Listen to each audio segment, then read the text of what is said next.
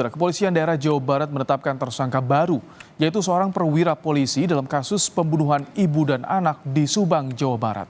Perwira polisi ini terbukti melakukan perintangan penyidikan.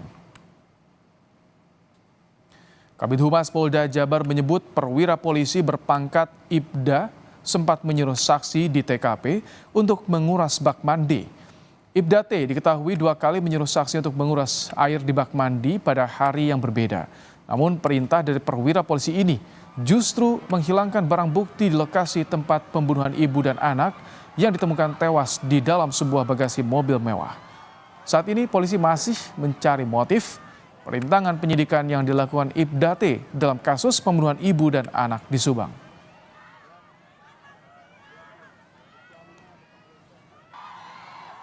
Tersangka T ini kembali masuk ke TKP. Dia masuk ke TKP dan menyuruh untuk menguras bak mandi saksi S. Ya. Kemudian pada tanggal 19 Agustus 2021, jadi esok harinya sekitar jam 10 pagi, tersangka T ini masuk kembali ke TKP untuk menguras bak mandi. Dan dia kembali menyuruh saksi S dan saksi MR untuk menguras bak mandi, pengurasan bak mandi secara keseluruhan hingga habis airnya. Ya. Oleh karena itu, kemudian ditetapkanlah tersangka saudara T atau tersangka T ini sebagai tersangka terkait dengan kegiatan merintangi atau menghalangi proses penyidikan yang dilakukan oleh para penyidik.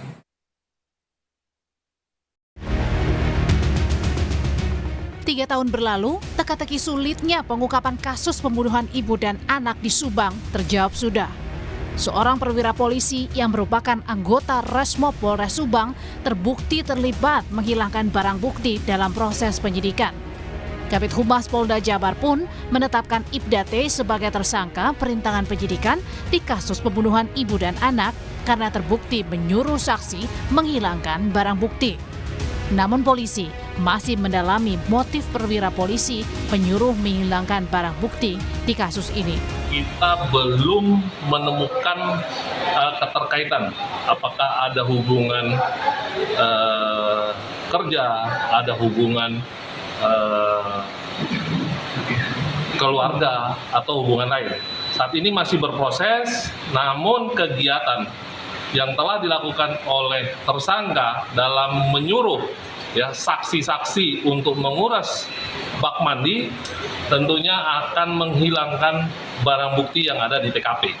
Oleh karena itu, saat ini penyidik Ditkrimum Polda Jawa Barat telah melakukan proses penyidikan terhadap tersangka T. Ini adalah anggota Polri yang sebelumnya bertugas tentunya sebagai Kanit Resmob. Dia bertugas untuk mencari pelaku pada saat kejadian pembunuhan.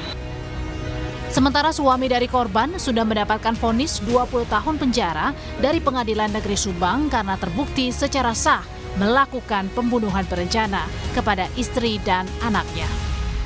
Mengadili 1. Menyatakan terdakwa Yosef Hidayat bin Endi Almarhum telah terbukti secara sah dan yakinkan bersalah melakukan tindak pidana pembunuhan berencana yang dilakukan secara bersama-sama. 2. Menjatuhkan pidana kepada terdakwa Yosef Hidayat bin Endi Almarhum tersebut oleh karena itu dengan pidana penjara selama 20 tahun. 3. Menetapkan masa penangkapan dan masa selama terdakwa berada dalam tahanan dikurangkan seluruhnya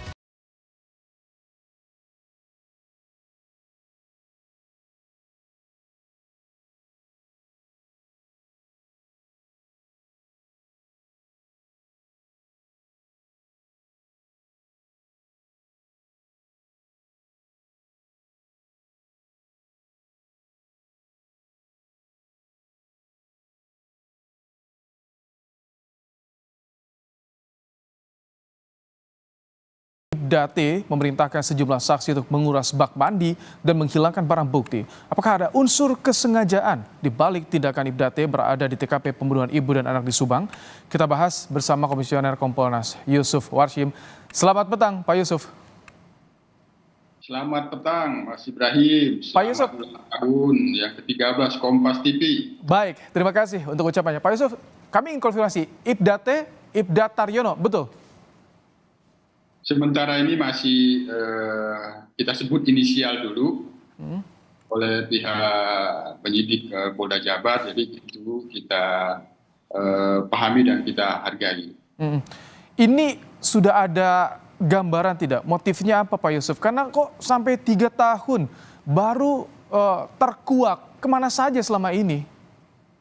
Baik, Kompolnas dalam kasus ini terus melakukan monitor, kita terus mengawasi hingga tuntas kasusnya.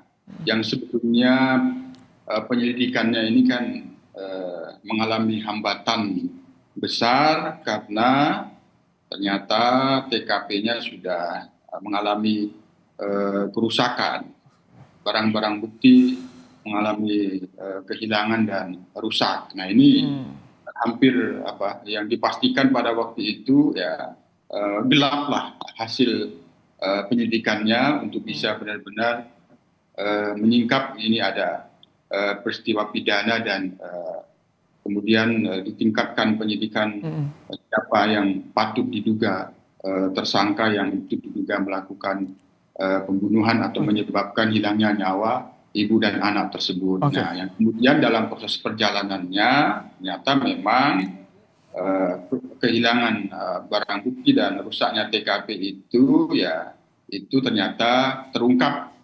Jadi itu terungkap perusakan itu, penghilangan barang bukti itu terungkap sehingga dengan terungkapnya adanya kesaksian penghilangan ataupun perusakan TKP, barang bukti yang ada di situ menjadi pintu masuk bagi penyidik untuk menyingkap hambatan-hambatan sehingga menjadi terang peristiwa pidana. Baik, Pak Yusuf, tapi soal TKP yang rusak, penghilangan barang bukti, apakah ini belum sempat terendus ketika awal olah TKP dilakukan?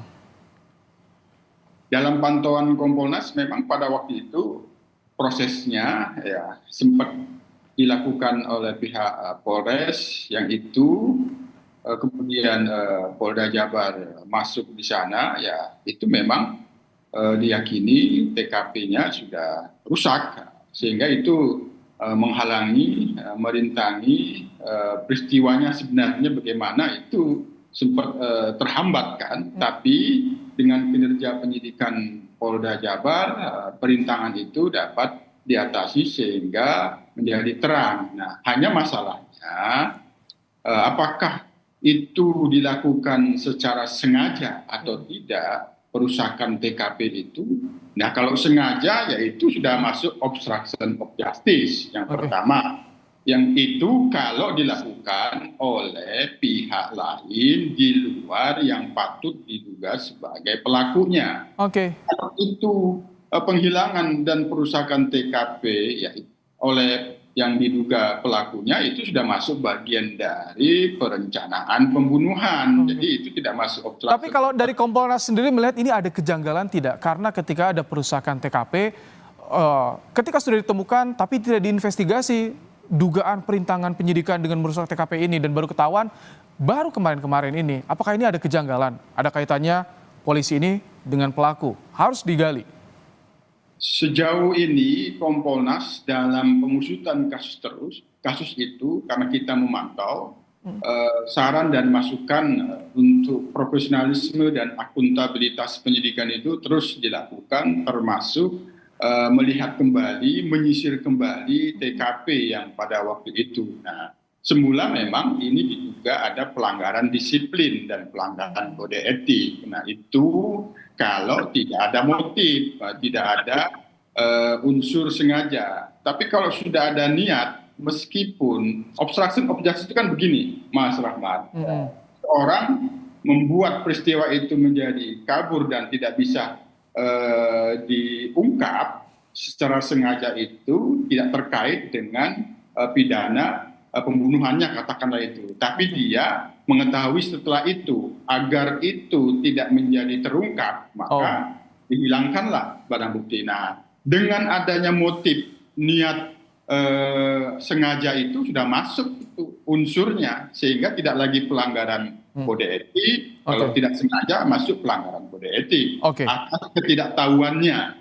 Dia tidak bertanya, misalnya seperti itu masuk bukan pelanggaran kode etik, karena ini sengaja masuk obstruction of justice. Pak Yusuf. Walaupun demikian, Mas Rahmat, kami sendiri terus memantau agar ini benar-benar ditangani secara profesional. Pak Yusuf, tidak ada yang ditutup-tutupi lagi. terakhir, selain Ibda T, apakah betul ada 3 polisi lain yang dibidik atau dalam pemantauan soal kasus ini yang diduga terlibat juga? Entah itu dalam perintangan penyidikan atau ada kaitannya dengan kasus pidana pokok?